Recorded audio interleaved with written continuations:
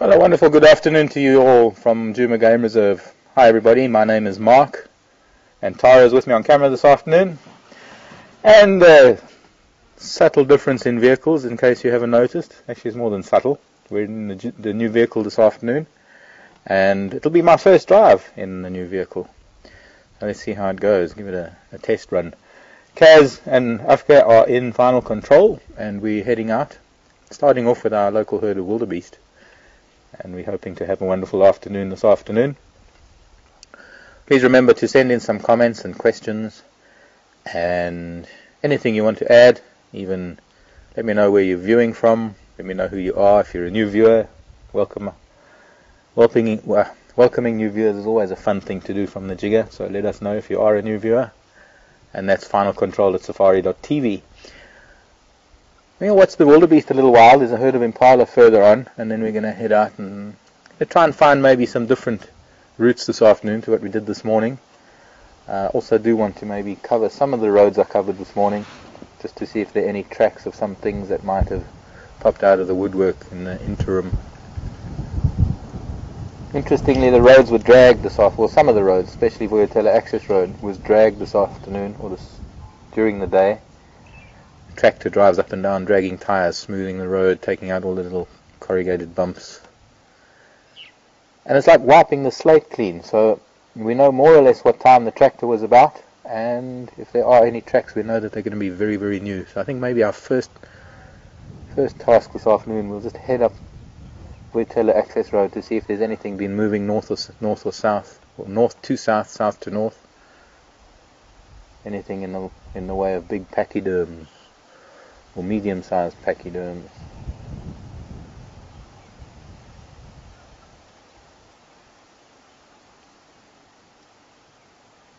Pachyderms or pachypodiums.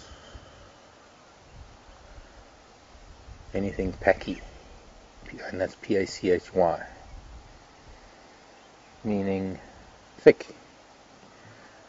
Pachyderm, thick-skinned. Pachypodium, thick-footed. Actually, not really referred to as pachypodiums. There is a plant that is called a pachypodium, though, and that's one of the kudu lilies, different types of kudu lily, because it does have a pretty thick base to it.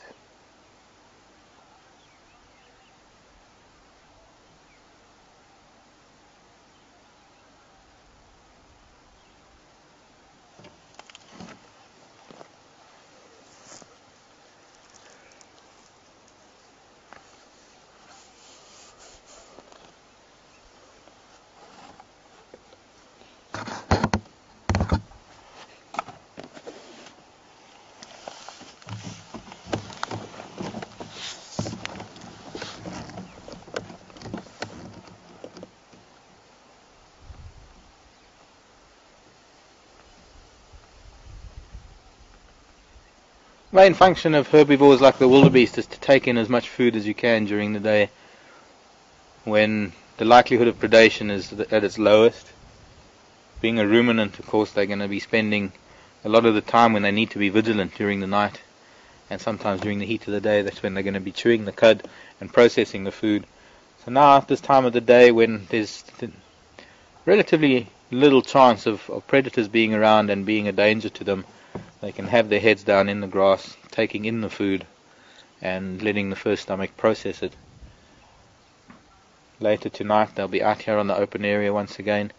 I'm guessing becomes a bit of a conundrum for them, or rather a bit of a catch-22, I think is the phrase I'm looking for, because the cold wind at night tends to want to drive them into thicker bush, but thicker bush is where the danger lies. So depending on temperature, of course, that's the deciding factor on whether they're going to be out in the open or not.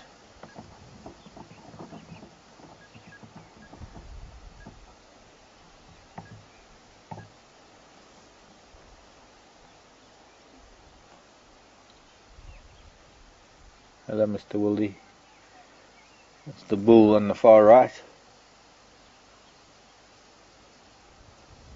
I must say, must be a very happy bull. We watched him for so many months, all on his own,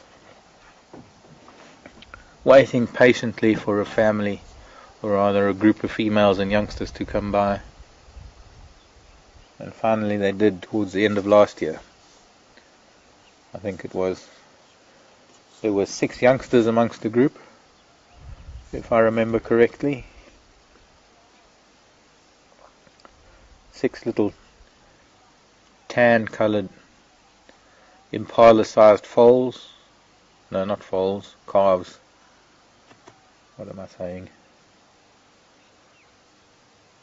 Of which only 2 have survived. We saw Sandy Patch actually ate one of them. I think it was. No, it wasn't. It was the mother. Sandy Patch caught one of the females. It was the hyenas that took the baby. That was probably hanging around because it lost its mother. I don't really recall the kills of all the others, or the other 3. Could have been the sticks, I think, if I remember correctly.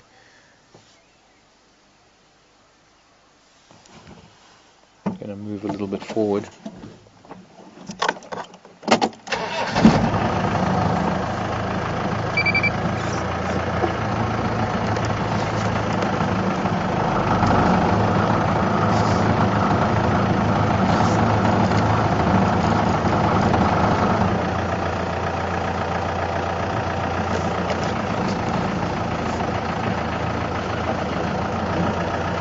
Try and keep level. I'm going to head up there and try not to disturb them too much.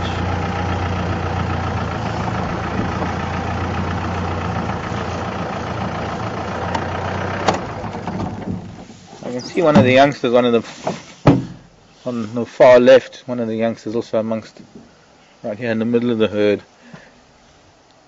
Already got their adult colouring. The only indication of their age is the very small horns that they carry. They're only little straight horns. They haven't started curving yet. That'll only happen after a year and a little bit. In the background, a bachelor herd of impala.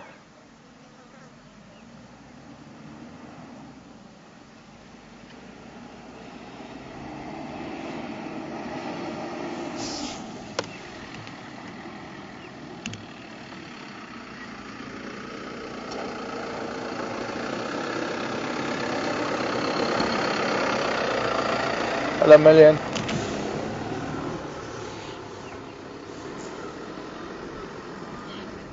We are right outside the lodge, right outside the entrance to the area where the vehicles are parked. So there are going to be a bunch of vehicles starting up shortly and coming by. I think we ought to move. We're going to get a lot of dust and a lot of noise with the traffic coming up and down.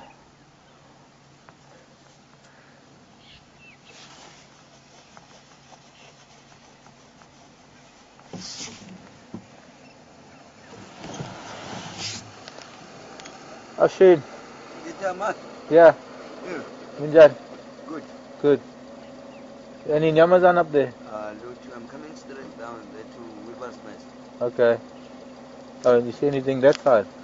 Nothing. Okay. What's up? You are good? Yeah, all good. Yeah. I'm off now. Oh, you off? I'm not driving. Oh, you're lucky. Yes. Your Mlungu's gone. Yeah, fine. That was quite nice. Did you stay with that Ngala a long time last night? Yeah, yesterday I was there. I taking a long time because that 3 female was trying to hunt. Yeah. So, but the other one, he got 2 or 3 of them. He got injury. I don't understand why. Maybe was fighting the other bride. I don't know. Yeah. They limping. But I hope so. Was fight. Yeah. Because the female has got injured for the front leg. Yeah. And that young Madoda also. And the young Madoda as well got the injury. Yeah. So I don't. I heard one of the people that watch us. They were saying that they were fighting with the Mapokos were giving them a little bit of a rev. Okay. Yeah. Okay, Marc. Okay. And you and Boot. Yeah. We'll see you out there one of these days. All right. Bye. Young Elvis. He was out on drive last night with the people from the camp that he's at, the private camp's called Jacobin. But let's move along. Otherwise I'm going to sit here and talk to everybody who comes by. Or rather feel compelled to talk to everybody who comes by.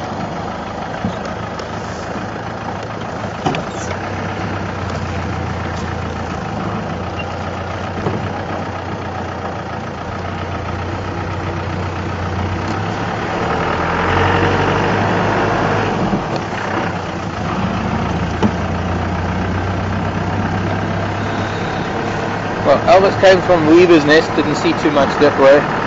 I'd still like to head up while the sun is still a little bit high and before it becomes too much of a problem in our eyes. Let's head west as far as we can go and maybe see if we can see any tracks of anything crossing left to right, right to left. South to north, north to right, north to south. A very good indication of what's moving around, having more or less central road that runs up the property to the west. And the convenience of having the sun in the west, making it very easy to read tracks in front of us.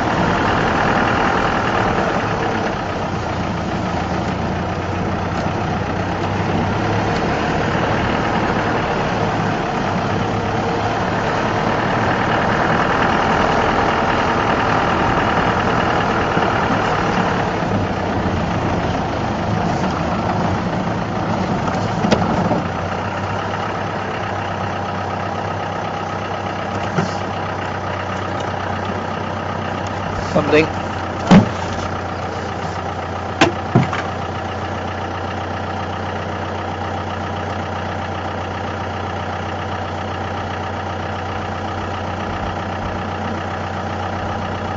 Already a speck inside the lens.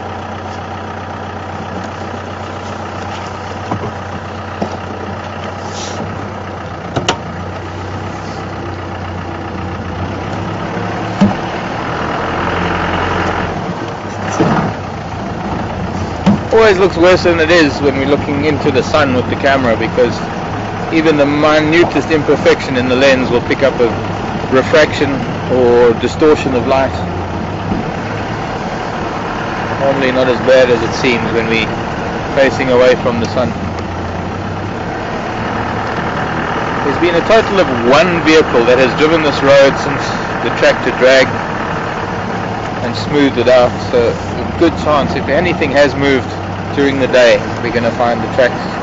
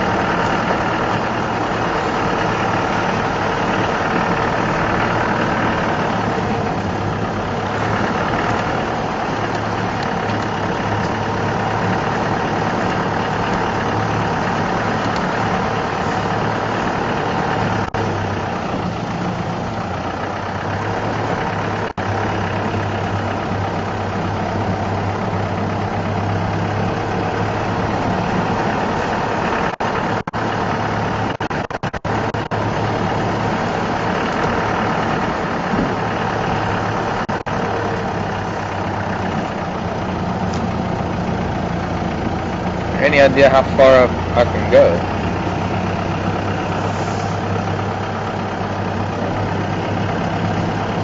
Sawa sawa. Sawa sawa.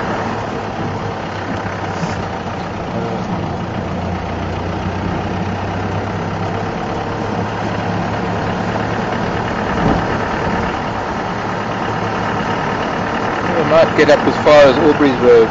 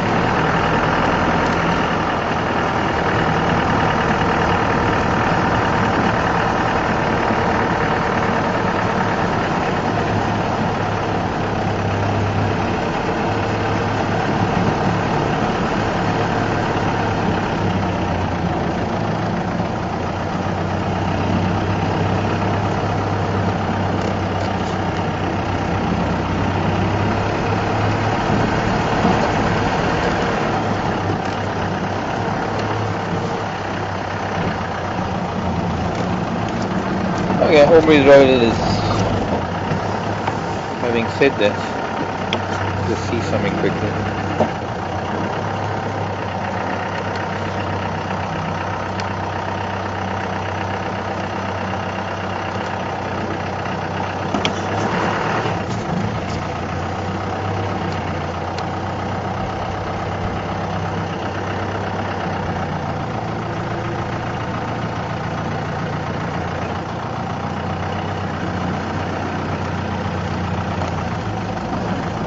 Some old leopard tracks coming out here.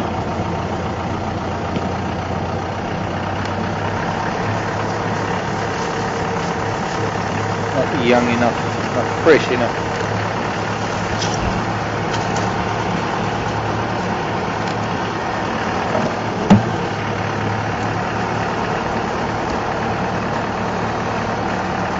Looking up into the north and to the south, southwest. Combination of northwest and southwest. It's a bit hazy. It almost looks as though there's a fire somewhere in Kruger. As soon as I get an open patch, I'll be able to show that to you. Could be a bushfire somewhere. It's going to colour the sunrise tomorrow, that's for sure.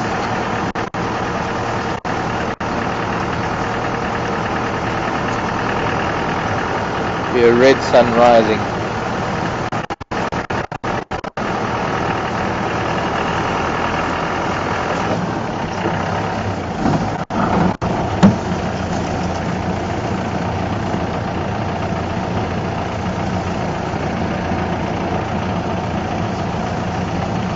Unfortunately, Tara doesn't have a microphone.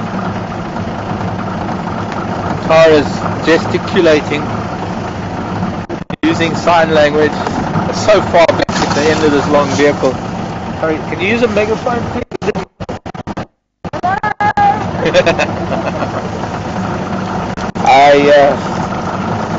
I wish I could put the camera on Tara. I'm trying to think, there's a phrase in the States. Metalheads are metal music fans. What's the phrase for people who work on cars? Knucklehead, huh? No, not a grease monkey. No, not a grease monkey. That's more colloquial. There's a mechanic, but there's another name for it. Motorhead. Something like, come on, somebody in the States. Hello, anybody? US of A? What? No, headbangers are redhead. Redhead. No, not a redhead, not a headbanger. Headbangers are those punk rockers. Wish I was a punk rocker with flowers in my hair. Love that song. No. A motorhead. No, there's another name for it. Oh, he has tracks of a big lizard. Must have been a monitor running around. No, they don't call it petrol. Cans are saying petrol head. Oh, lovely big Nyala bull. And here,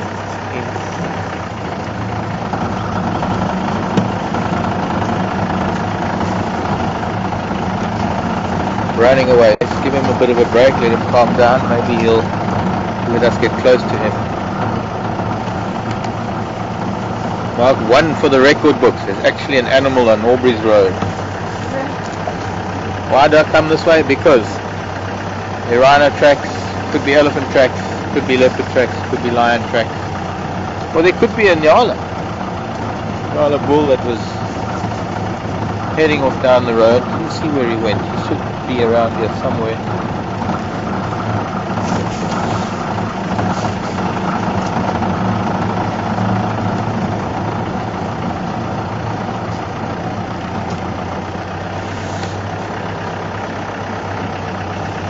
That seems to have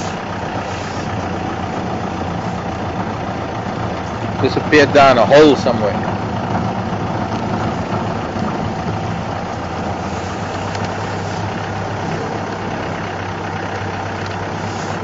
See, there it is.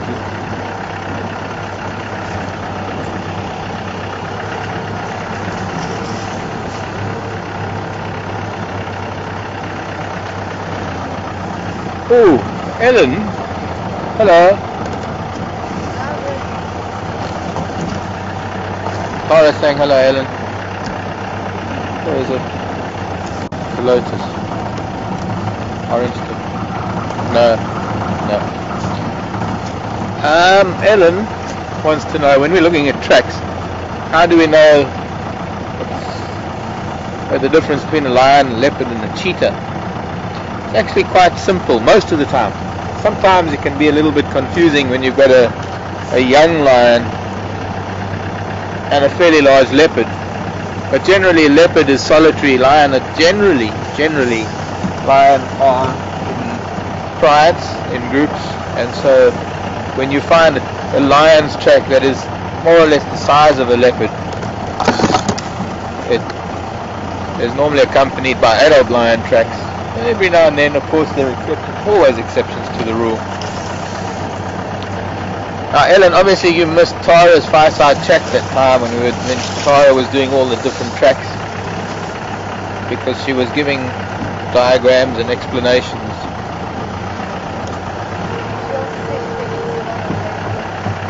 Ah, okay. Tara's saying you can see pictures on the Facebook page. I'll dig for my tracks book. I've got a book of tracks and signs. But the one characteristic thing of the cats, that's the same with all of the cats, and that one we'll see with all three of the big cats, is the actual pad part at the back of the pad. Now, what we're looking at in a track, and I'm hoping that this is coming up on my hand because the monkey stole the monitor out of the jigger, so I can't see what I'm doing. My tongue fell over my eye tooth and I can't see what I'm saying. Anyways, what we're seeing in an animal track is essentially this part of the pad, well actually it's not the whole hand, it's just this part and then the fingertips. Generally for all the carnivores, the thumb is much higher up on the wrist because the wrist is about as long as our forearm in animals. Here are the drag marks. This is where the drag marks come in. I was looking at drag marks in the road, and this must be the drag marks ahead of us. For those of you that weren't on drive with us this morning, we found... Don't start with me beeping. I'll remove your brain. You have to turn the key off. Yeah. Okay. There's a little thing here that's called little black box, EMS, whatever that means, and it's some sort of monitor, electronic monitor, alarm, temperature, oil, water, alternator and volts. It's got all these funny little lights. It's like an electronic monitoring system. Just the thing we need. Only it's got a beep. One more little electronic gadget that I've got to learn to deal with. Like the jigger had that alarm, and every now and then I would, if anybody remembers the most inopportune moments, the alarm would go off. The Bateleur flying up there, pretty bright in the sky there. So. Anyways, this morning's drive was pretty exciting, although we didn't see very much. There were drag marks everywhere, and these drag marks that we're looking at now comes from Buffelshoek. It actually originates in Manyaleti, and it goes, got the Bateleur. Wonderful. You see that beautiful flight pattern of that Bateleur, very rocking motion, very much of a rocking motion. You notice that there's almost no tail on the adult Bateleur, which accounts for that rocking motion because the tail is a stabilizer in flight. Yeah, it's behind a marula tree now and almost into the sun, so it's becoming impossible to watch it. In fact, it is now directly in the sun.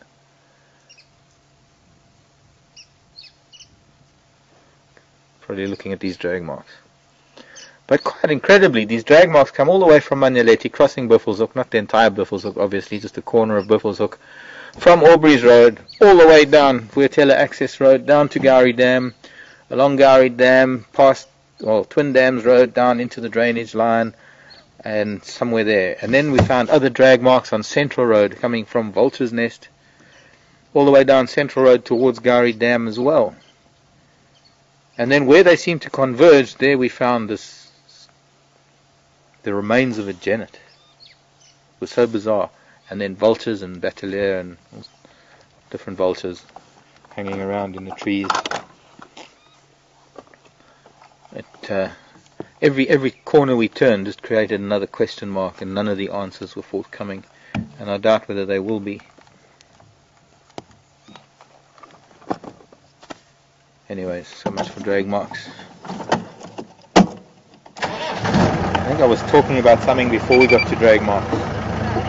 Tracks, yes. Ellen, lion, leopard, cheetah. Dig out my book in a minute. But I think one of the best things I can do is find a track of each. I don't think I'll be able to find you a cheetah track. But if I can explain it, maybe with the aid of a book.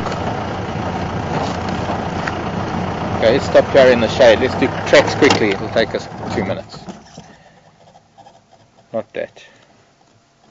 Gorilla. Yeah, we're going to find, this is what a gorilla track looks like. Do you think we're going to find a gorilla today? Yep. Yep. Okay, we've got a long drive. We better start now. Serval, leopard, lion. Ah, there we go. In fact, yeah, we're lucky. We've got lion and leopard on the same page. Now, if we look at the silhouette, I don't know how close you can zoom in on this, Tara, and I hope that this is more or less square with the lens. I've got the top track in the view. Do you want both? I could do. We could also just do this. Okay. Just see if I can turn it a little bit. Can you hold it flat? That's it. Okay. Okay. Of course, the one thing about lion is the size, and lion is bigger than leopard and cheetah. Their paw size is so much larger, so it's unmistakable. One doesn't really have to look at the shape as much as one has to just look at the size with lion. But as I say, sometimes you can find younger lion moving around, and it can be the same size as... In fact, I've seen tom leopard, male leopard, big male leopard, whose tracks are almost the size of a female lioness. And well, I suppose you don't get male lionesses, but a big male leopard that's about the size of a lioness can be a little bit confusing. But if we have a look, first of all, the toes are almost egg-shaped. They're not exactly round. They're an oval, or egg-shaped would be the best description, very thicker at the bottom and thinner at the top. And if one has to draw a circle around a lion track, one gets an oval. And if we go from the lion to the leopard, it's not 100%, and it's a more or less sort of thing, but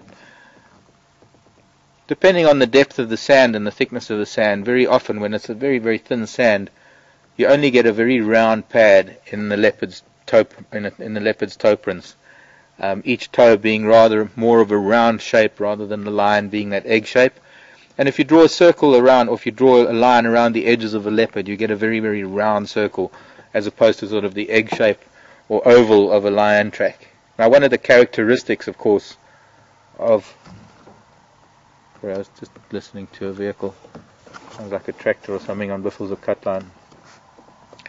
The one thing that is characteristic of all the cats is the fact that there are 3 lobes. Which one are you on? I'm on your leopard one. Okay. I'll just wait for that track. I suppose the track is not too loud. But if you can see the back of the track, there are these sort of 3 lobes, or otherwise you could say 2 indentations in the track, and that is characteristic of all tracks. When it comes to cheetah, now the thing about a cheetah, of course, is the fact that a cheetah doesn't have retractable claws. Oh, well, wow, here's lion bigger. Notice how much I've used this book. They're talking about paws without claws. That's why I'm not finding the cheetah. Are we on this page? Yeah. So there's a very good similarity between the right front of a lion and the right front of a leopard. We won't worry about the hind foot. That's very clear. Also, the leopard, the 3 lobes tend to be in a lion, the leopard, or rather the lion, not so much, but that's also depending on the thickness of the sand and the type of substrate that the track is in. But if I could just explain before I find the cheetah.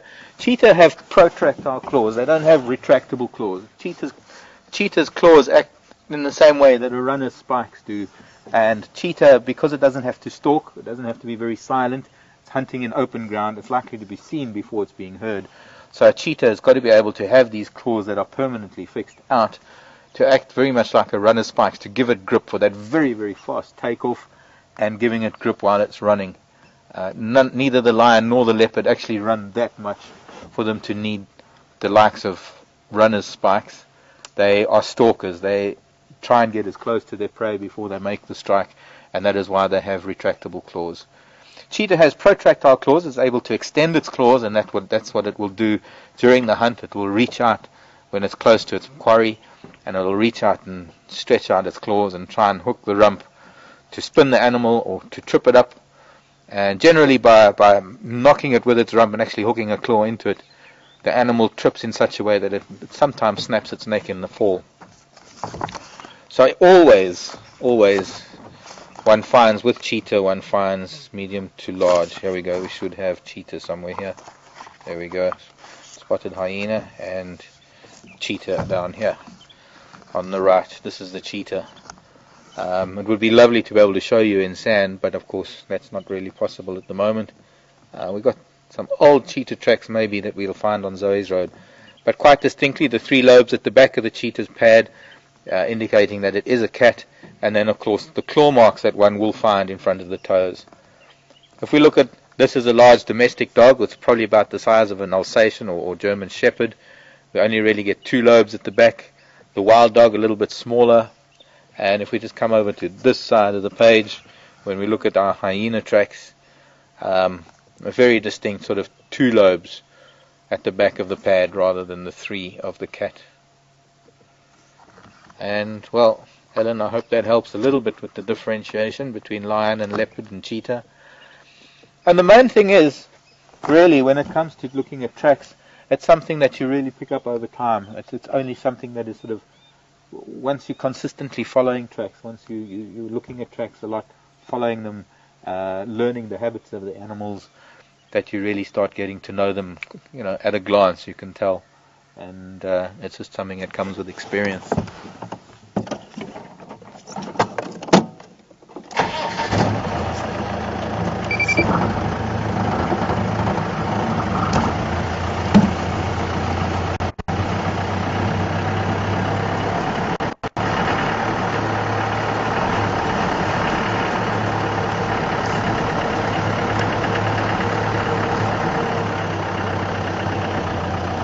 Yes,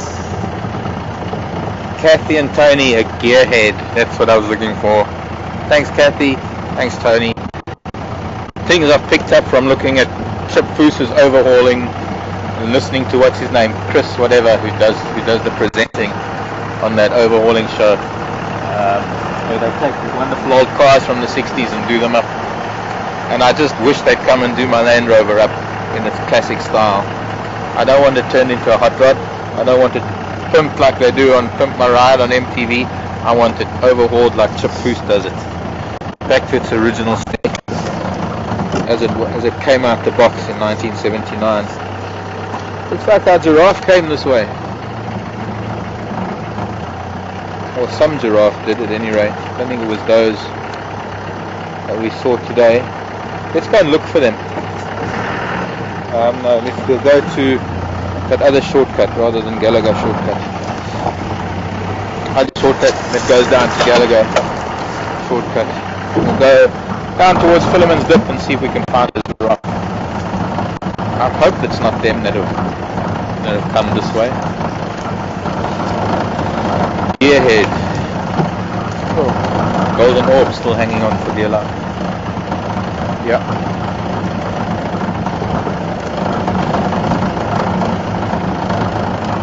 Doing that earlier actually, but yes, now that Kaz is saying I can angle the rear view mirror, I was actually going to do that. Either my thought was, okay, let's try 2 things. Either we can do that. Well, I can see you now. That also might help. Oh, if you... Well, I was thinking of doing that so that you're not looking at the back of my head all the time. But then you're going to see me yawn and pick my nose and...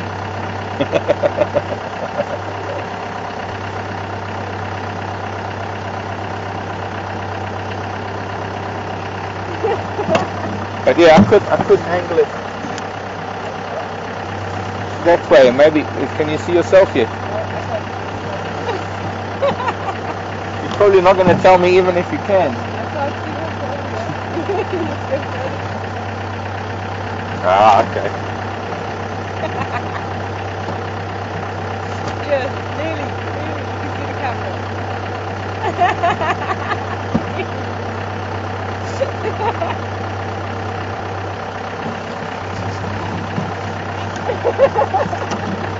Okay. Well, Tara's got this grease mark on her cheek and she's got a dirty mark on her nose. Tara's been so busy today. She hasn't stopped since 6 o'clock this morning. No, I'm sorry, that's a lie. That's a fib. Not a lie. Just a fib. 8 o'clock. Getting the seat done and after working on the jigger. And, yeah, you see, if you're a guide, it doesn't matter if you're a woman or a man. You got to get dirty. I'm sure you had fun though. Well, I was going to say, yeah, apart from the frustrations of sometimes things just not going right. Yeah, head. How could I forget that now? I can't actually.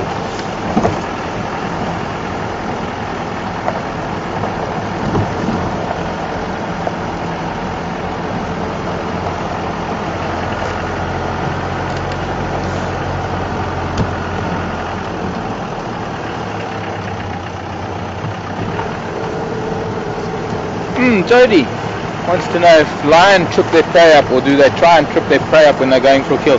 Depends on what animal it is. Sometimes very much so, especially the larger animals. When it comes to giraffe running at a full tilt, lion has to get down on the ground, and for lion that don't really know how to do giraffe, lion that aren't hunting giraffe under specific conditions, they will try and trip it up. But generally lion tend to just try and jump on the back and pull it over with the sheer weight of the lion. Cheetah don't have that luxury of having weight and power. It's the cheetah's speed that actually it helps the cheetah when it comes to actually getting the prey down on the ground, because by tripping it and having the prey fall, as I said earlier, at such a high speed, sometimes the animal can break its neck in the fall. But sometimes it just needs to be on the ground for the cheetah to get to the throat and throttle it. Close off the windpipe completely.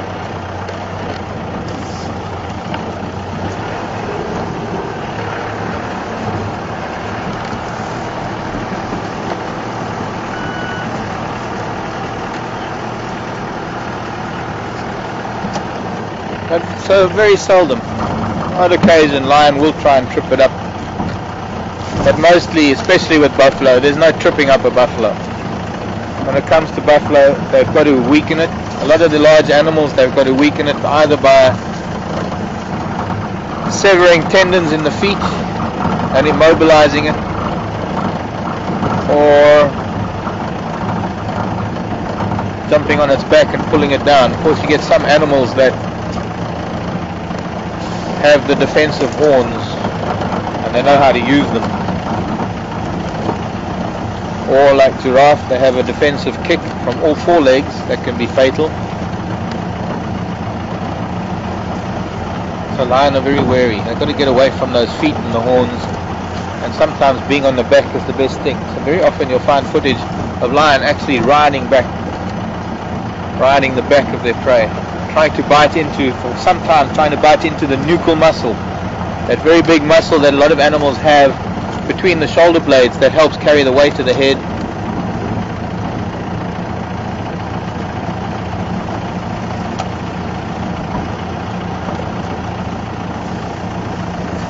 Or biting into the back.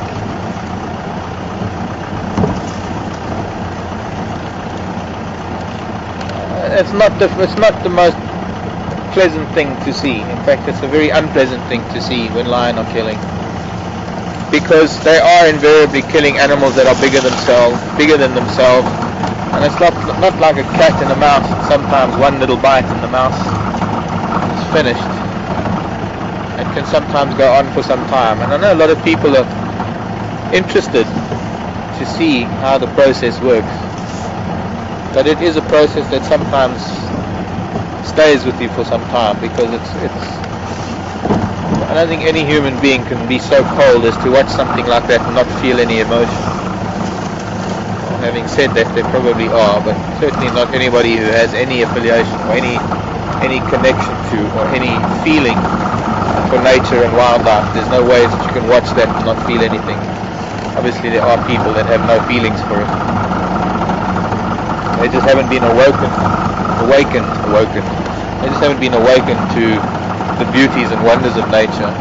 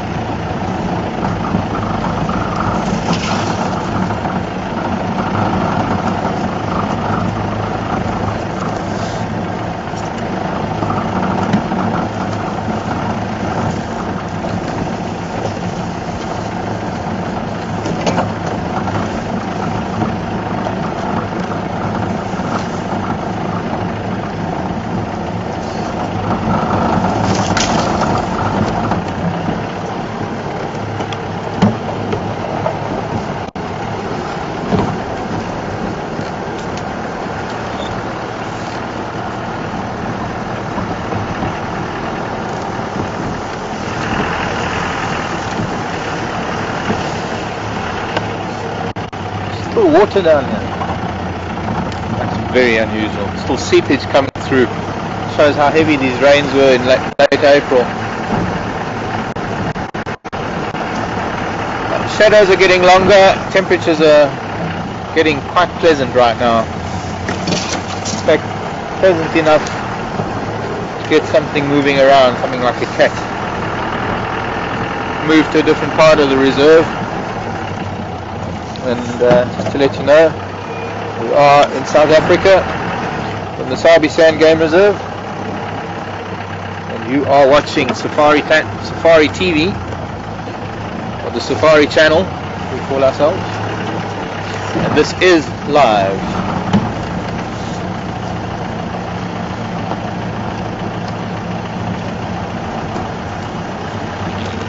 While you sit wherever you are, in whichever part of the world, in whatever time zone you're in, at this very moment, I am driving down Gallagher Shortcut, that's what it is called.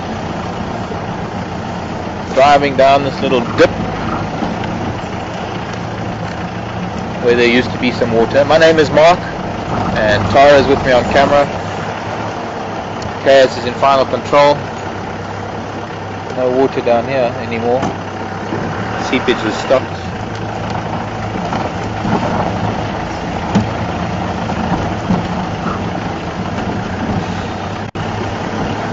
And we've just done a little bit of a loop going up the access, what we call Vuyatela Access Road, almost up to Biffles Cut Line on Aubrey's Road and back again. And we're going to try and move to a little bit of a loop in another part of the reserve. There hasn't been very much walking around during the day on any of the roads that we've done so far. Here are the drag marks again from that hyena coming in from Manyaleti. Would love to have known what it was dragging. None of you, if you might have missed the morning drive, I was saying that at about 4 o'clock this morning on the sound at Gari Dam, on our camera at Gari, excuse me, on our camera at Gari Dam, there were the sounds of hyena feeding, the cackling, laughing sounds of hyena, and that must have been more or less the time that whatever it was that was dragged by this hyena was the time that it got close to Gari Dam, to where the other hyena were, and they started divvying up the spoils of this kill, whatever it was. I have to admit, it looks like it was something quite large. Quite often, when hyena are carrying something, taking something back to the den or back to the clan, they will try and lift it off the ground as much as they can. That's what gives them those lovely, stronger, longer front legs and heavier shoulders with a very, very powerful neck to be able to lift it off the ground and run with it.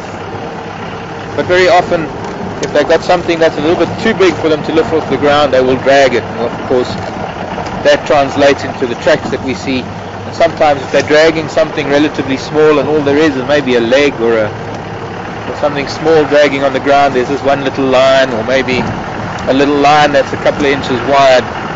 But this drag mark looked like the body of something was being dragged.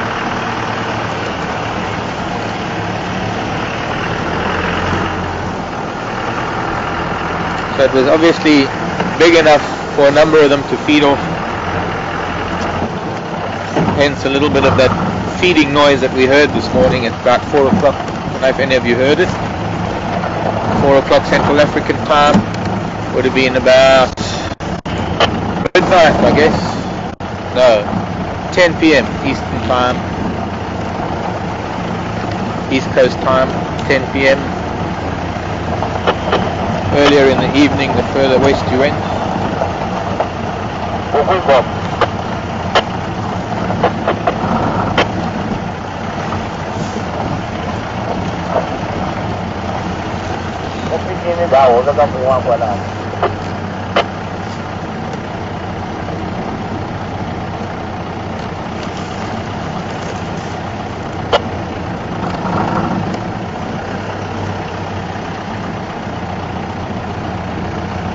Hi there, Jamie.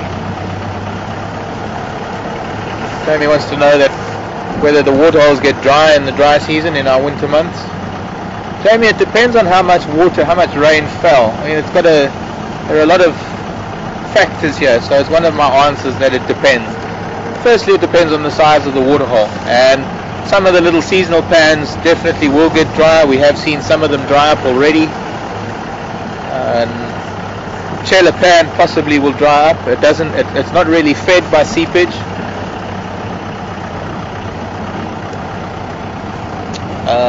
Those little pans below twin dams will dry up.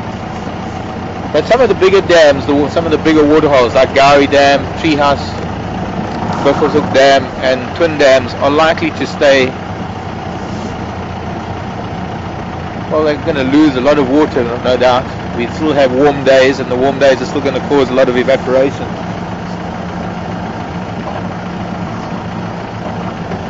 A lot of it also depends on when the first rains fall. I mean, we have no way of knowing how soon we're going to get rain. And that is quite an important factor in all of it.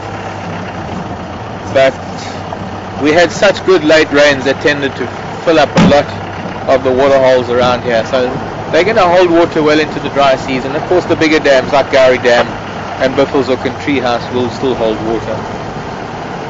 Twin dams, debatable.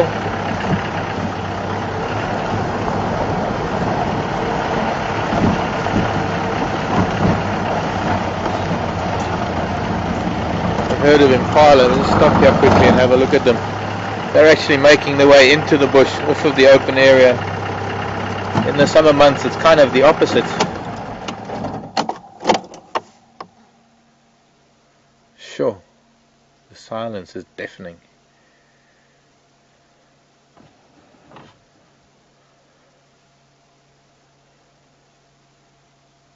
They're all on the edge of the open area, and as the day is wearing on and the shadows grow longer and the sun sets and the temperatures drop, they're making their way off of the open area and back into the thicker bush for the cooler evenings. Summer months they'll be in the bush during the day more so because it's hot and they're in the shade, and then at night they'll come out onto the open plains where they can get the night breeze. Look out for danger. Got a full moon tonight. Going to be quite bright, going to be quite lovely.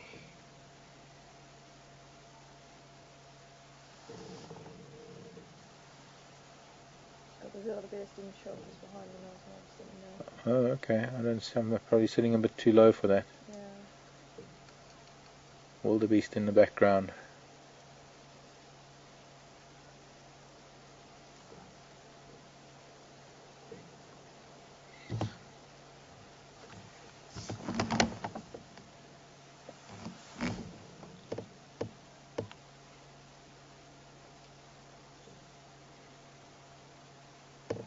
I've got one going to the toilet at the moment. I see her, yeah. Probably a couple more will do the same. Possibly.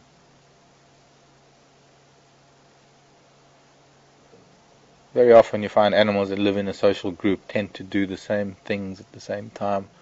They feed at the same time, they'll toilet more or less around the same time, and then there'll be a time for grooming or allo grooming. I guess not right now though. Nobody else going to the toilet.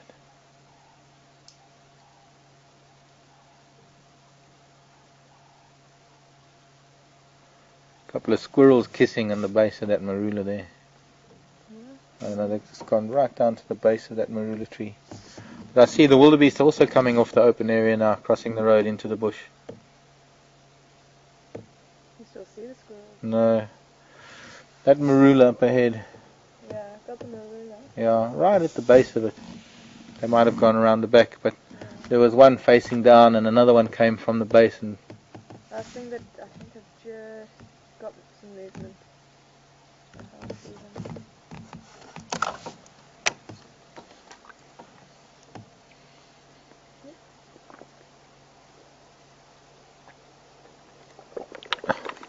Got the wildebeest crossing the road now. yeah, everybody's vacating the open area,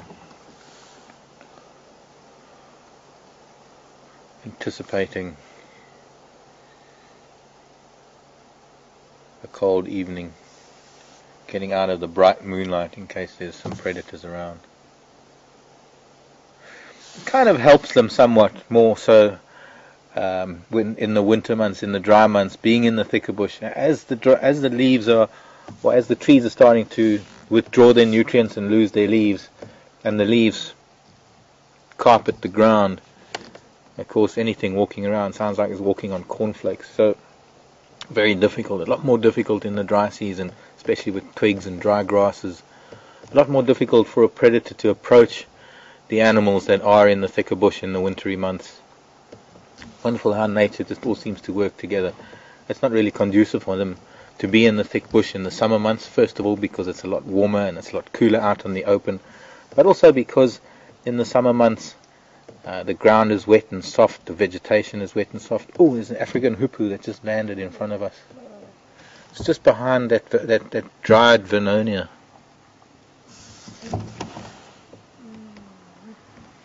Hope I don't have to move. There's a car coming up behind us. Or maybe I can, just to move a little bit to get that African hoopoe a little bit better. There. Are you going to move or not? Yeah, let me just move forward a little bit so this car can come by. Yeah, that should be able to get it. Enough room.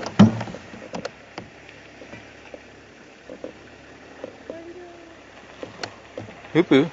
Oh, there in the grasses.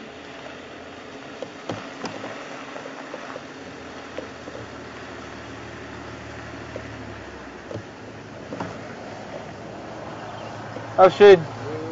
Injan. Go. D12. Oh. Did we get the hoopoe? Your head slightly. Oh, there, yeah, behind the khaki boss now. I've still got him. He's moving around a lot. Eine Wiedehopf. Im Deutsch. Afrikanische Wiedehopf. In Italian, it's known as upupa. Scientific name, Upupa epops. Upupa. UPA.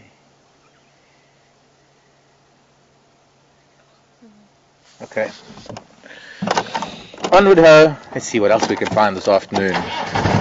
Live on Safari TV.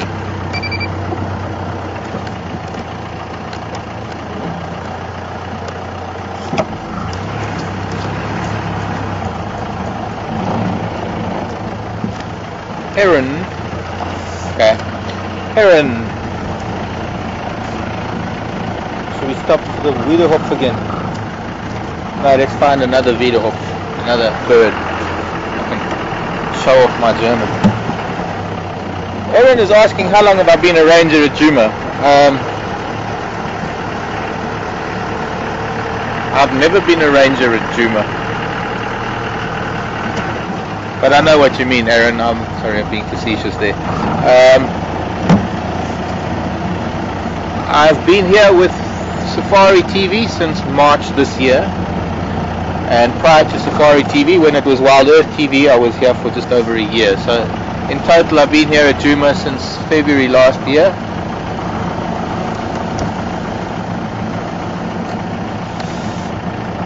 With quite a checkered history prior to that. Having lived more lives than a cat, and having spent a bit of time in several different places over the last 20-something odd years.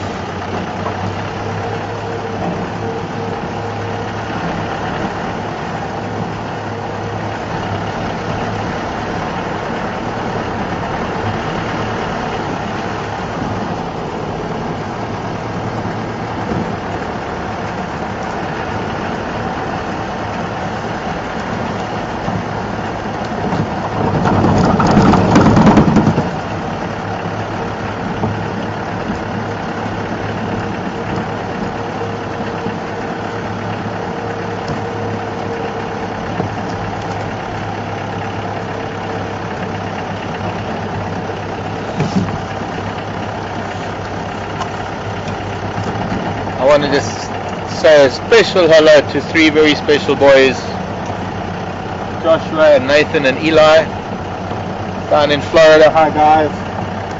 But a special message to Eli.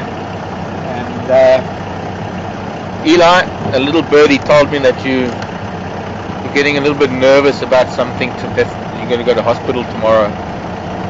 You know, Eli, some time ago, hospital was almost my second home, and I've had a number of surgeries, and there's actually absolutely nothing to worry about. It's quite cool, really, because what happens is you go into surgery, there's nothing to be nervous about. I promise you, I've been there quite a few times. Hold on a sec. I'll talk to the radio later. I'm busy now. And the wonderful thing is that you get wheeled into surgery, and the lovely doctor. Oh, they're the baboons, and one baboon. Sorry, Eli. I just got to do this quickly. I thought he was holding his hand up. He is still holding his hand up. I noticed that a while ago. This is that one. Tara, what's his name? Who? Tawny. Tawny, as in Tawny Eagle. His name's Tawny. He's been ousted, hasn't he? He was the leader of the troop, and he's been kicked out by Darth Vader. And he must have been hurt by Darth Vader, because he's got a bit of his left arm is a little bit funny. I'm just going to try and get to a point. He seems to be a little bit shy, so he's kind of running from us. I just want to say hello to him. Looks like because he's got a bit of an injury to his front foot, maybe he should go into surgery rather than you. I wonder if it's his shoulder. He's putting weight on it, so it can't be too bad. Look at him, he's shaking his wrist there. Maybe it's his wrist more than anything else. Let me take my binoculars. So, Tara knows a lot more about the baboons, since she's been speaking to Graham a lot.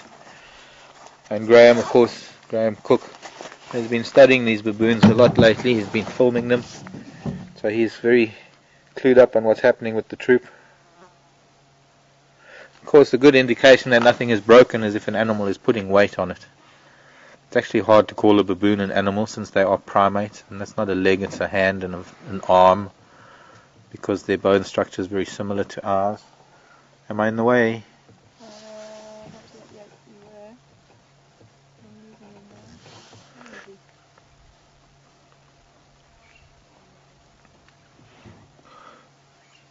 He's probably also looking for the sympathy vote.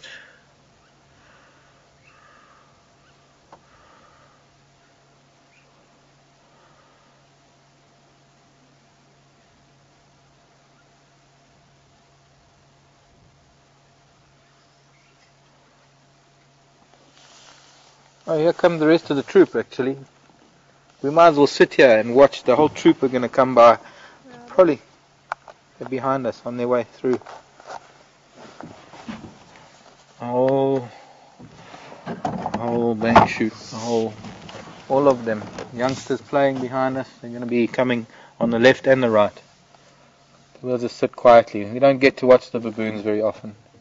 And as the baboons all come out onto the open area, Eli, as I was saying, I'm wishing you the best of luck, but there's really not much to worry about. You know, you lie on the stretcher thingy, on the gurney or whatever you call it, when you go into theatre, and then the doctor talks to you, and the anaesthetist talks to you, and then they tell you to count, and before you can get to 3 or 4 or 5, you go to sleep, and then you don't know anything that's going on anyway, and then you wake up and it's all over. So see, there's actually nothing to worry about, because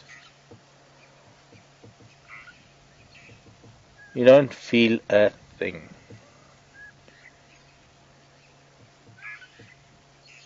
So I hope that helps. Look, I'm still here, been in surgery a number of times.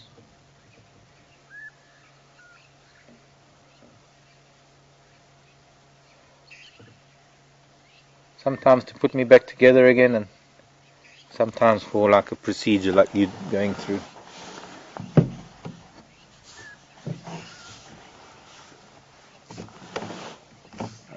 Youngsters are playing, it's wonderful.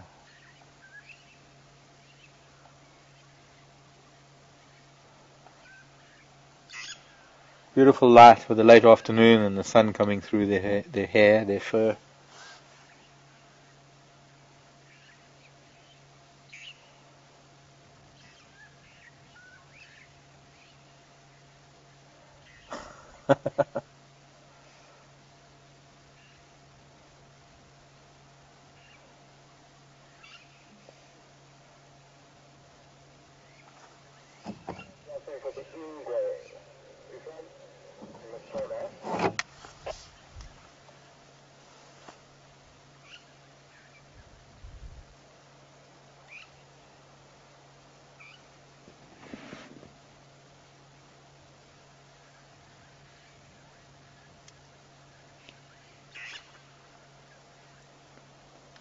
Well, Tawny the baboon might have been ousted, but he's obviously still hanging around the edges of the troop.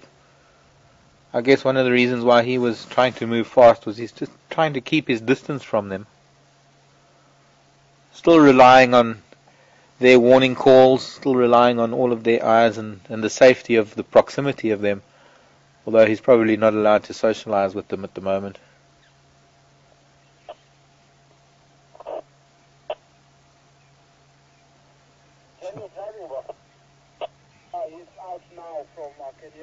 From the camp, so showing up to somebody to cut line number west all the way.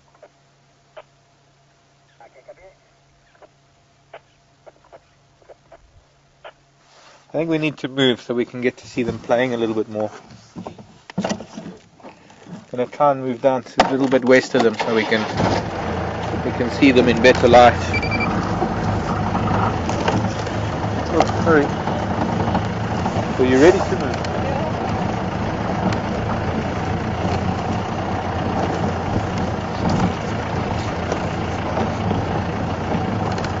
Getting thorns out of his feet.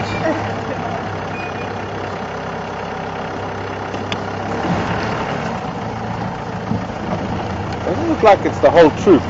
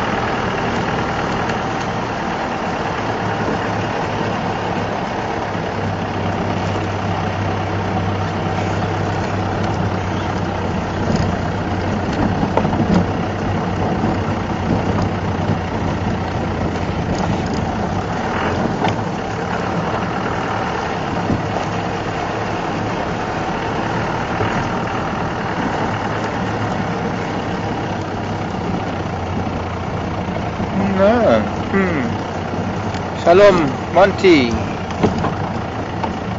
Shalom. מה שלומך, חבר שלי? Monty's saying that the hoopoe is the national bird of Israel. I didn't know that. Should have. Sorry, Mrs. Baboon. Didn't mean to disturb you.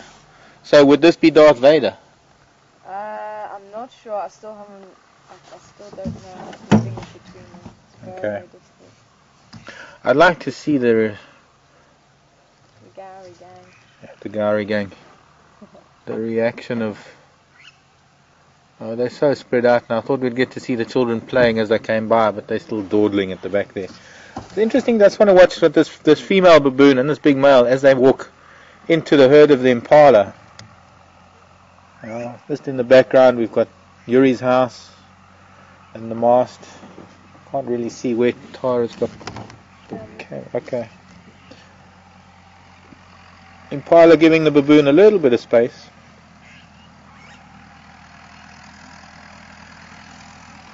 But not really looking at them as a predator as much as one would maybe expect.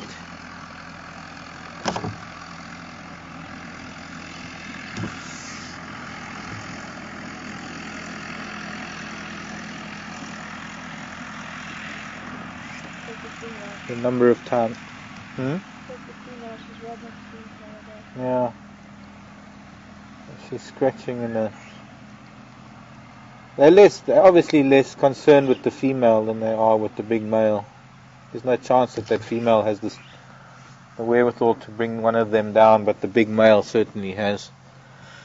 I've seen it so many times, and it's shocking, frightening, and surprising to watch baboon and impala, or even baboon with bushbuck or warthog. I've seen it with warthog as well, where very sort of peaceful setting, and then all of a sudden, out of the blue, big male baboon grabs one of the youngsters, and before you know it, there's nothing left.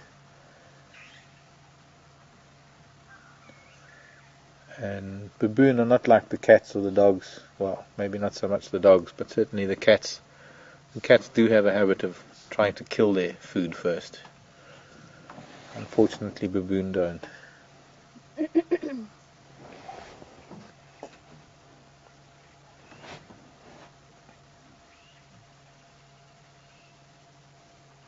got the kitties playing now.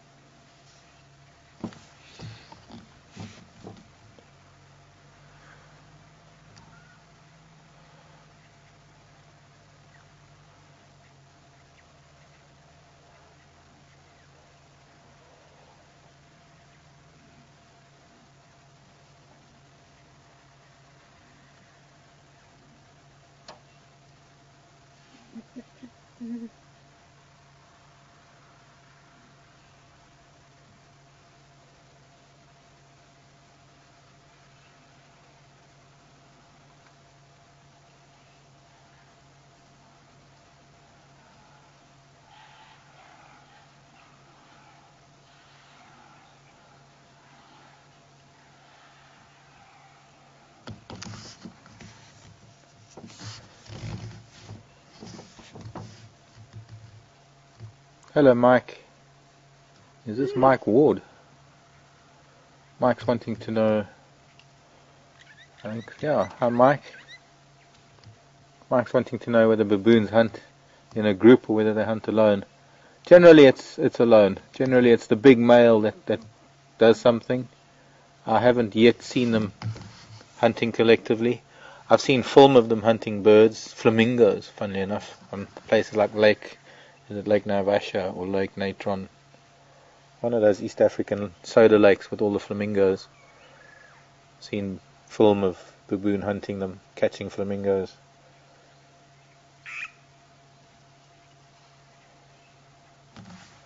But the only times I've ever seen it happen, it's the big male of the troop that grabs an animal.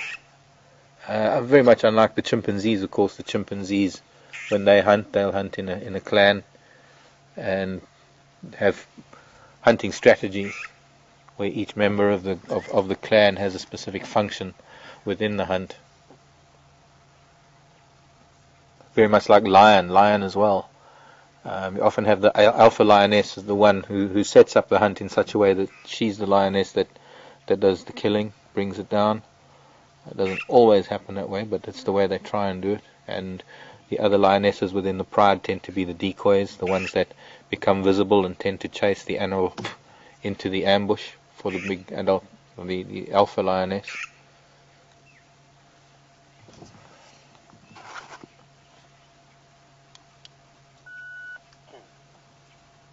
But who knows, there are constant developments in animal behavior and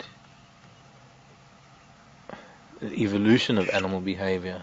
It's not a constant thing. I mean, everything that we tell you about what we know about animal behavior could be different in 10 years' time, because things constantly have to adapt to different conditions, different influences in their lives. And it's the whole thing about kill or be killed is not. It's kind of like that, but it's not really much. There's a lot more to it than that. It's whether you can adapt to the changes in your environment, and if you can adapt to the changes in your environment, your behavior has to adapt accordingly. And if you're able to do that, you're a survivor as a species.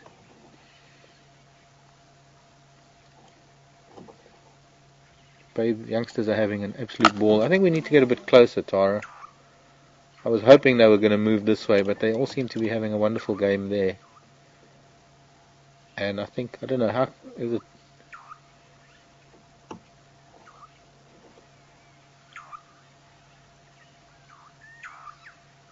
Wrestling matches.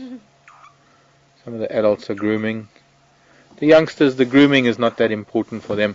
They do have to appease some of the adults sometimes by even pretending to groom. And then of course there are the times that mom wants to groom them, that they very much like a kid in a bathtub who doesn't want the back of his ears washed or his hair washed. Notice I use the masculine. I've yet to know of little girls that object as much as little boys do.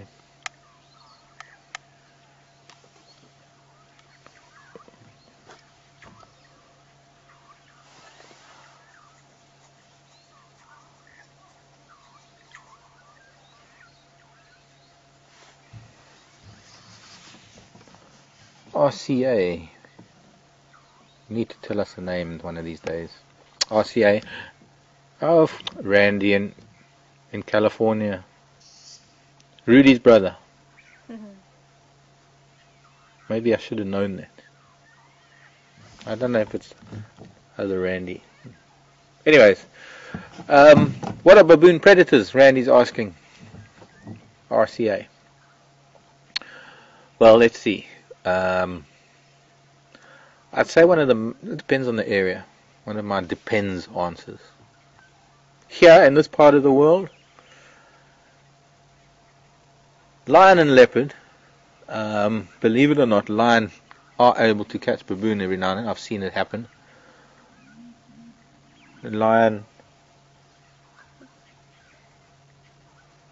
intimidate the baboon to such an extent that, well, the baboon would literally lead to their death. What happens is the lion come along, the baboon climb up into a tree to get away from the lion, and the lions sit underneath the tree or patrol underneath the tree to such a point where the baboon are so intimidated they sort of take this flying leap. And sometimes it can look like a cartoon, you know, where in a cartoon when a character loses whatever it is it's sitting on and is it just, or like Wile E. Coyote running off the edge of a cliff and his legs running in midair and then suddenly he drops. Kind of what it looks like when a baboon jumps out of a tree. Those legs are moving so that by the time it hits the ground it's running already. But I've seen it where a lion are underneath a marula tree and the baboon gets so intimidated they sort of jump out of a branch at 20 feet and, well, before they even hit the ground the lion is there on top of them. Of course leopard are known to hunt baboon, and you got to be a specialist leopard, or rather specialist as a leopard, to hunt baboon. Possibly a python. I guess pythons are a predator. Crocodiles when they're drinking. And then of course the eagles. I've seen black eagle, or what we call Verreaux's eagle. I've seen Verreaux's eagle hunting baboons in mountainous areas. Of course the Verreaux's eagle only occurs in mountainous regions. They nest on cliff faces. And you get both male and female of the eagles hunting in tandem, or hunting using a particular strategy that some of the eagles do here, where one eagle, oh look at that one, have you got that one swinging? No, let me see. Doing gymnastics. Which ones are you on? I was on one of them grooming, but I'm on the babies again. Following the babies quite a lot. Yeah. That third one that's running towards them now. Yeah. Was hanging on that dead branch, and then he was hanging by his feet, and then his hands, and he was sort of doing a horizontal bar type of thing. But anyways, yeah, you get one eagle that actually distracts the baboons from a visible point in front of the cliffs, and the other eagle comes over, hugging the cliff, and takes one of the baboons.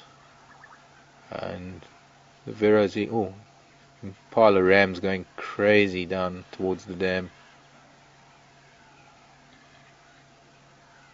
Notice how all these female Impala are impressed by this big display of machoism by all those rams. They couldn't care less.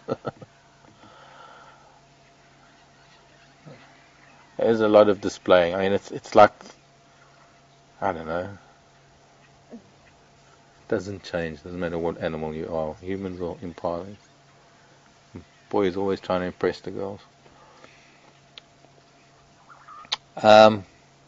Verreaux's eagle, able to take full-grown adult. I suppose you don't get a half-grown adult. Able to take full-grown baboon, maybe not big male, but certainly adult females. Crowned eagles, in places where crowned eagles and baboons cross paths, crowned eagle would go for baboon.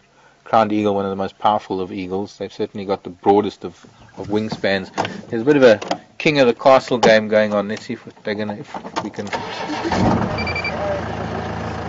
Yeah, on that tree there, that fallen marula. They're doing a very common game amongst baboons, sort of king of the castle type game.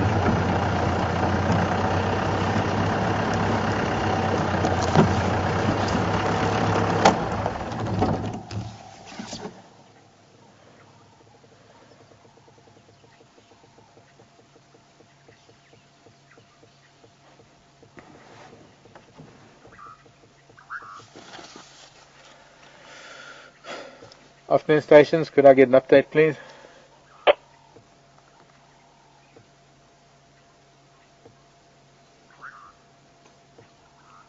She's coughing.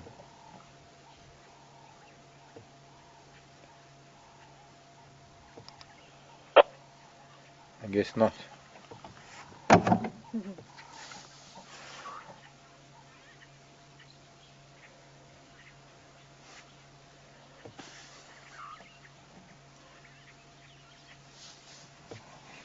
Kim's asking what the baboons are digging up and eating. Under the marula trees, probably marula nuts that have been pushed into the ground by animals walking on them, and they're getting into the nuts or anything into the stone to get to the nut, to get to the seed. Very nutritious, high in protein, good oils.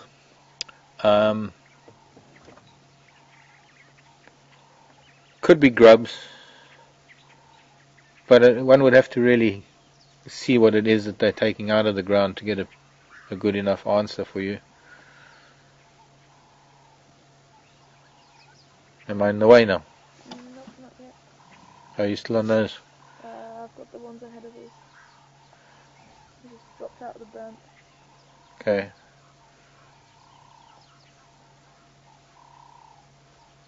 I can hear gypsum geese complaining down at the dam. I wonder what maybe we should go down there. Oh, that's in the way. When?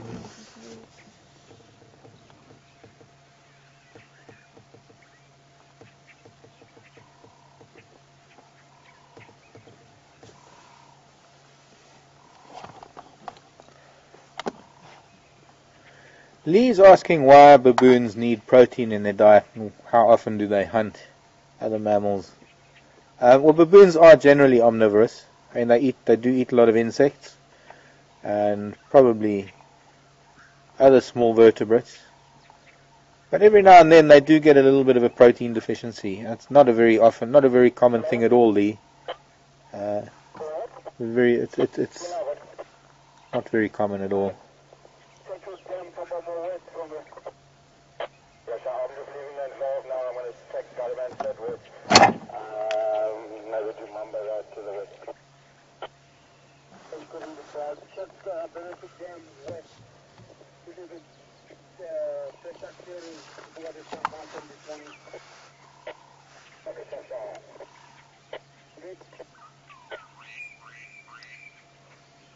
Greg, come in.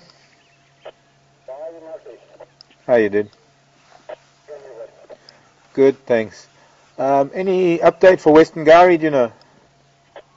Not so far, just two Madavins on Bush's open area. Just so far, myself and I will both come into Western Gowrie. If Mano is still, he's working Western Gowrie, everybody I think looking for Ingrid this afternoon. Okay, copied. I'm sitting on quarantine watching Fairnet at the moment. Yeah, and I did a loop, Aubrey's Gallagher shortcut. Nothing happening up that way. Later.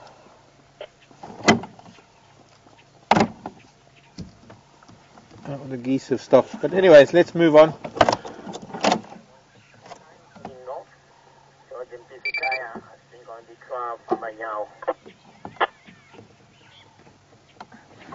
Could sit and watch these baboons playing all day.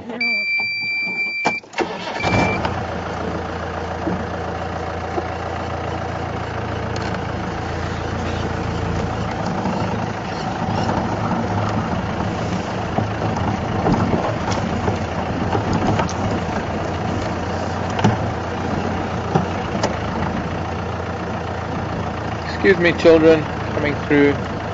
Hey, little boy baboon.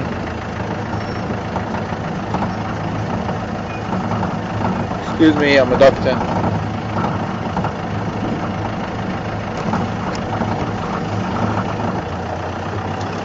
Oh, he's looking skinny and bloated. Little boy Impala that was born last year, he's not looking too. His coat's looking a little bit not as smooth, a little bit rough. You know, that sort of look an animal gets when it gets a bit dehydrated, if it's got the likes of diarrhea or something.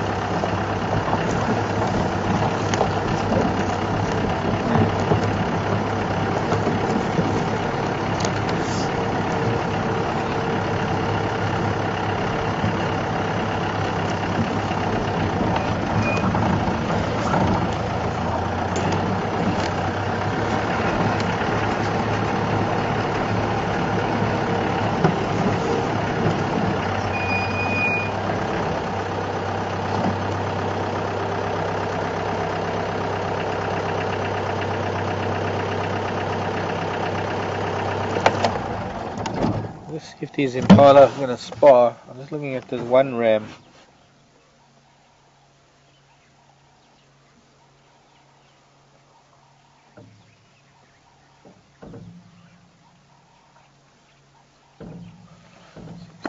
Got a bit of a scratch on his flank. Not deep, but this is fur sticking up in a stripe. Let's do this silently. Just roll down towards Gowrie Dam with the engine off.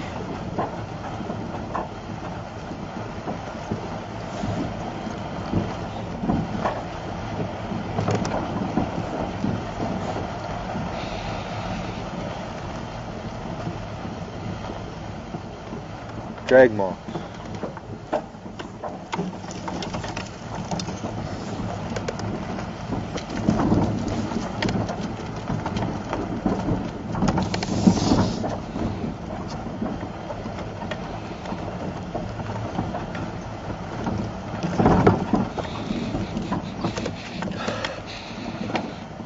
Just a lovely smell of animals. All sorts of smells. Slight hint to the smell of horse stables and dried grasses, a little bit of dung. So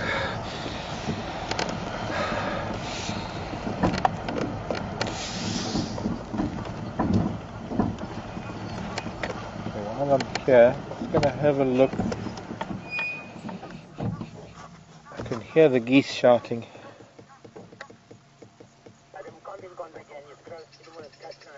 Guinea fowl are chirping. Something's around here.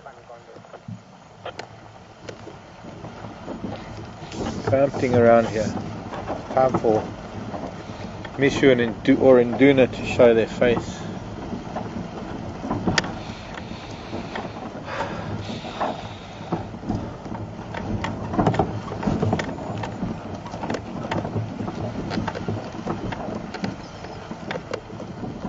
Hey, hornbills. Interesting. Red-billed hornbill chasing a yellow-billed hornbill. What you up to, children? There are enough termites for all of you, I promise. Can you get both of them? Yeah,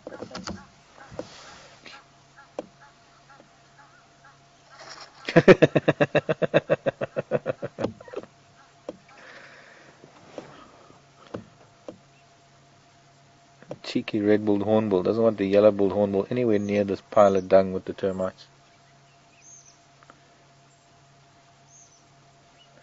Something has been disturbing birds around here. The geese, oh no, there's only one of them, not all of them. Probably the gander. He's not very happy about something. Guinea fowl were making a bit of a noise.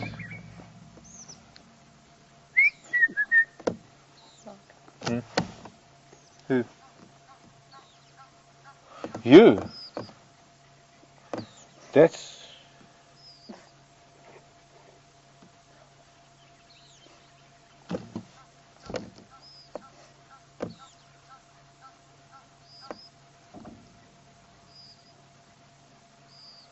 interesting. A wild African jigger approaching Gowrie Dam for a drink.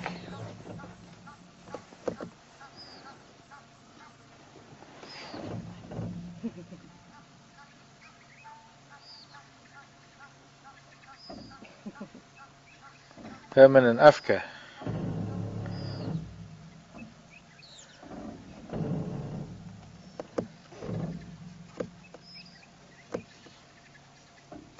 Wild African jigger. Oh, it's a big buffalo.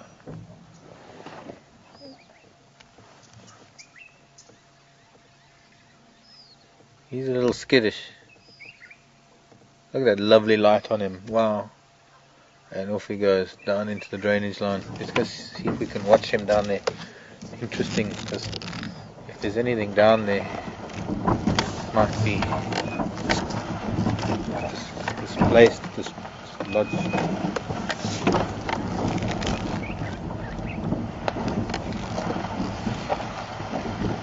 Oh, it's not enough of a run-up.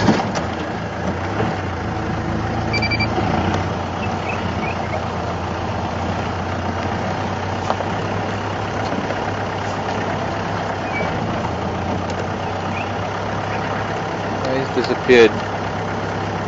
Oh, here he is. But he's disappeared again.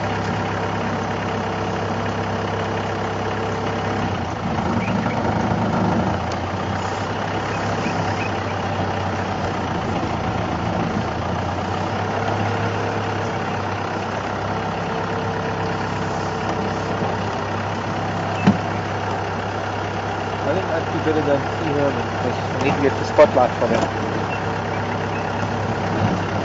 What Herman is doing is he's measuring the camera base to put up a 3D camera here at the dam.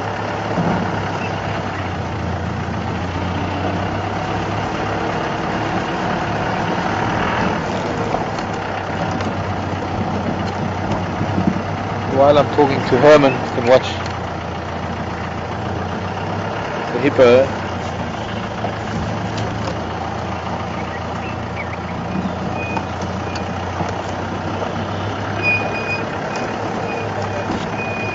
Pardon? No, you do the camera. Have a look at the hippo. I'll just get it quickly. Excuse me a moment, everyone.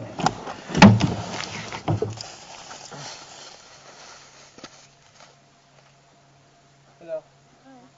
Spotlight. Do you have any pliers? No. Isn't there anything here? Tissue. What do you need pliers for? You're taking something down. No, I can't open these boxes. Oh. Sorry, pocket pot. Huh?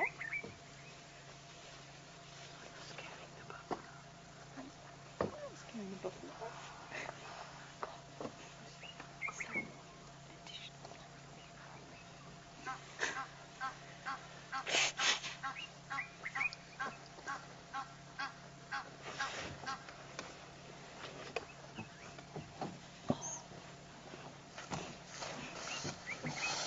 Of course, the next question is, hello everybody. Walk right into the shot and block it. Hello hippos. Sorry to disturb children. Right, let's go. Other thing is going to be, of course, where to plug it in.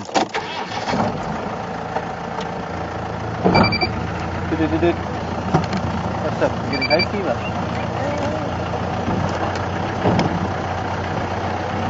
Bye.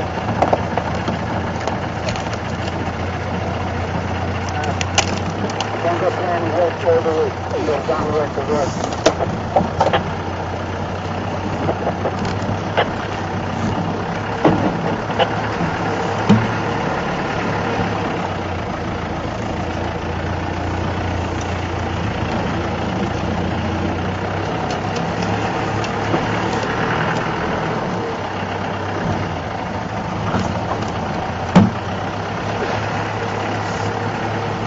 Okay.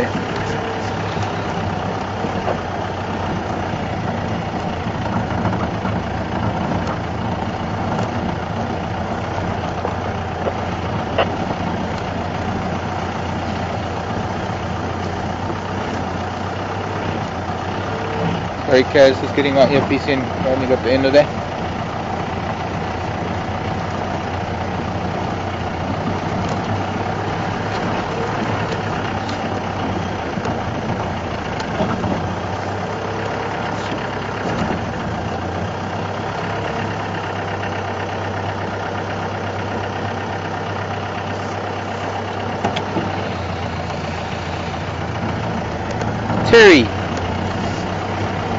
Terry's asking a question about the hippos, having just come past them. Why were the hippos outside basking in the sun? She's never seen that before. Terry, that's exactly what it is. Going into the dry season, the sun is not as harsh as it is in the summer months. Sorry, I'm going to have to stop here on the slope to see something through the screen. I'm not too sure. I'm thinking of going.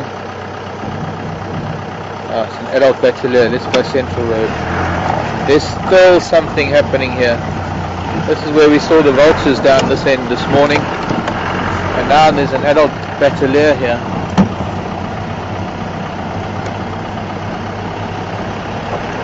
And see if we can poke our nose around and see if we can find anything. Yeah, from West Catlan, just by West Catlan. Okay, I can take Human Catlan. Yeah, affirmative West. Okay. Hey, from come in. Yeah, good. Are you on Philomen's Catline? Seen him Konzo from the 6 Dlamiti. There were 6 Dlamiti on quarantine this morning. Did you find any Konzo for them?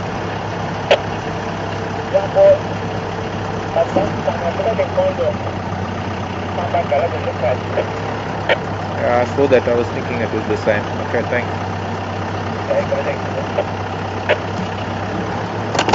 Most beautiful night. How's that? Squirrels shouting. I guess they might be shouting at the bachelor. I doubt it. She's not exactly a squirrel hunter. But this tree was full of vultures this morning. And there were other drag marks here too. Did you get her?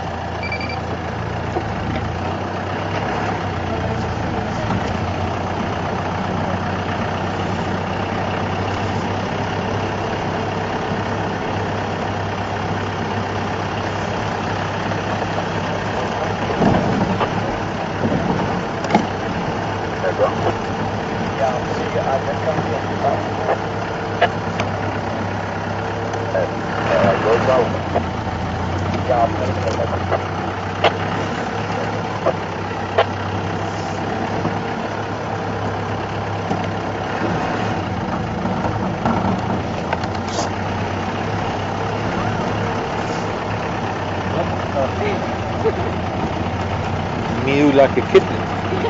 From where I am. Yeah, that's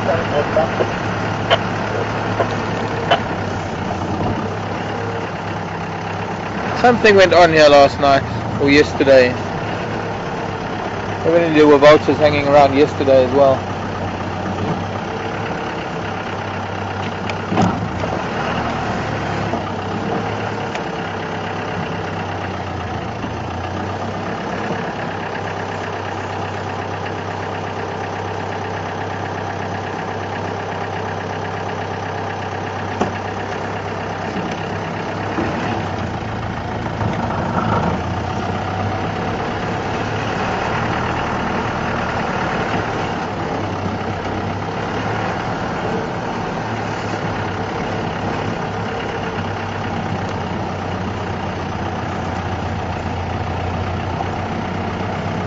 Destiny. That's for the Land Rover doing. Destiny. It's a Land Rover TDI. I think it's just a TDI. Or is it a TD5? No, I think it's just a TDI 110. I'm not too sure what year it is. The Jigger is a 90, a Defender 90. Petrol model from about 99, 98, 99.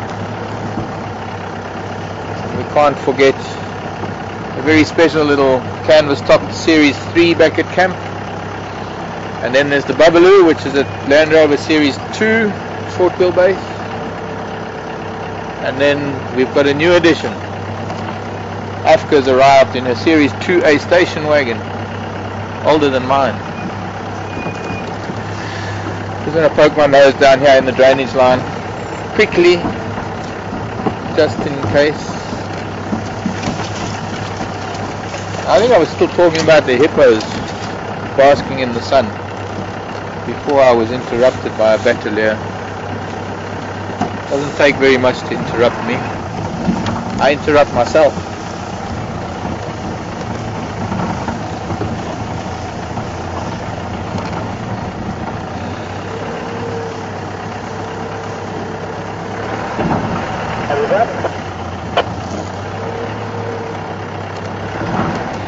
But yes, in the cooler months, the hippos do tend to come out a lot. They do tend, especially because, particularly because the.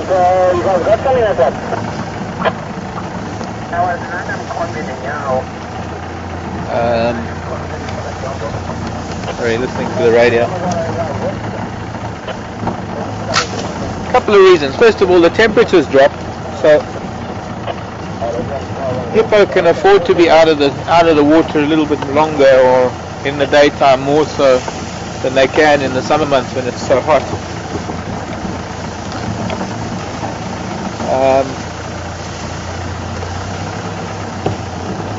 But also, since the grasses start drying up, they tend to need to forage a lot longer, so sometimes they supplement their feeding by grazing during the day. I heard a francolin shouting.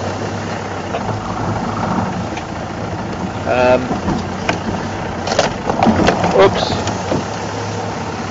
didn't see that little log. I can hear a crombic shouting, there were francolins shouting. I think there might be something down here somewhere.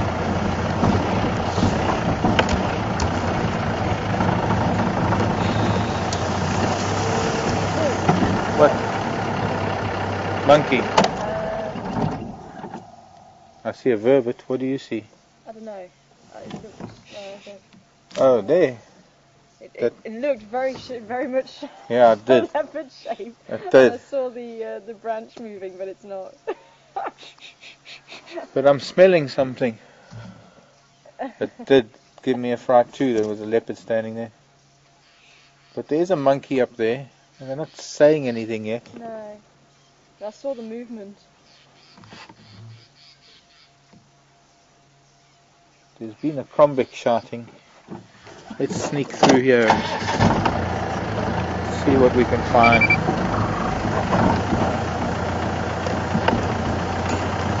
How much we can get in here. Amongst all the spike thorn.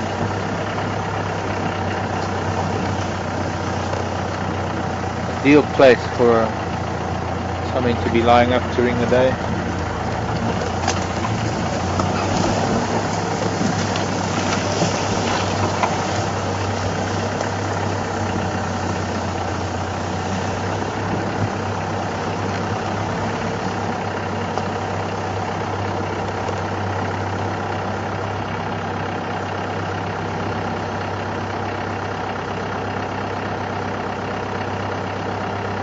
It's possible the crombic shouting at the vervet monkeys. Some vervet monkeys are likely to raid nests.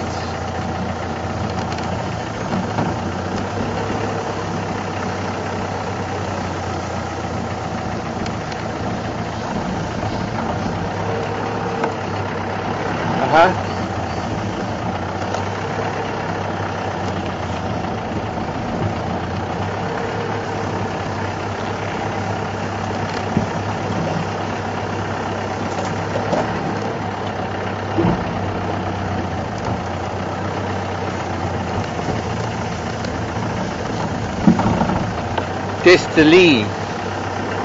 Okay. And Alex.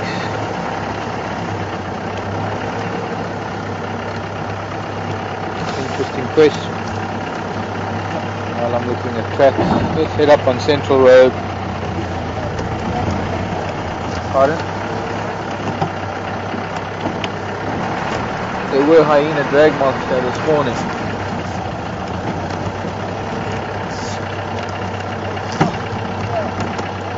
Look at these leopards.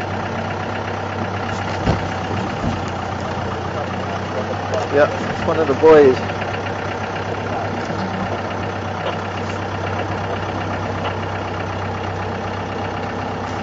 Well, we're going to have to go back towards Gowrie Dam. Let's just get out of the drainage line, turn around up there and come back this way. This seems